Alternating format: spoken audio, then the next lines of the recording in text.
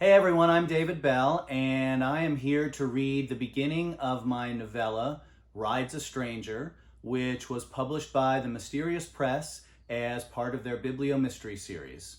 And I'm just going to start right at the beginning. My father died slowly. In his early 60s, after a lifetime of vigorous health and strength, he contracted a rare neurological disorder that killed him inch by inch. First, he couldn't walk.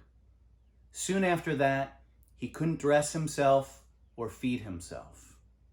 Eventually, he was confined to bed. A nurse came and changed him several times a day, rolling him from one side to the other with the detached and practiced care of the medical professional. My dad's eyes remained sharp and intelligent. He was in there. We all knew that. But his body deserted him, like an electrical device with a failing battery.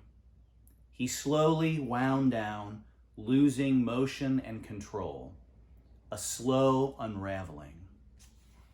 The last thing to go was his ability to speak. For several months, his voice became a raspy whisper. Every word cost him effort. To say something as simple as yes could take 5 minutes and reserves of precious energy he just didn't have. I didn't visit as much as I should have.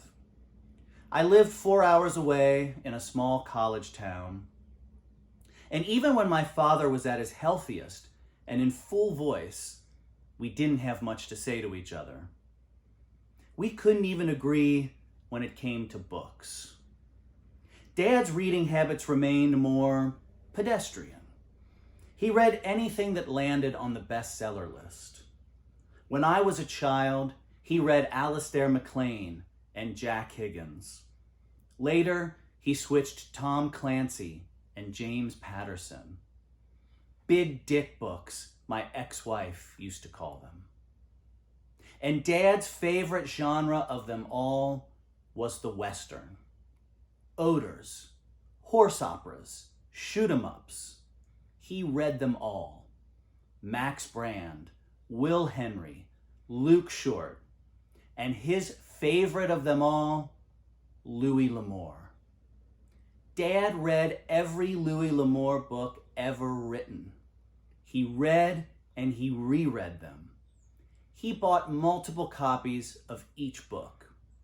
He'd wear one out from reading and rereading, and then he'd go out and buy the same book and wear that one out as well. It seemed like strange behavior for a man who grew up in Vermont, lived most of his life in Ohio, and never once ventured west of the Mississippi River.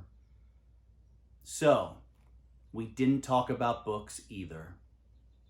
But I did hear the last words he ever spoke. I'll stop there. Thank you.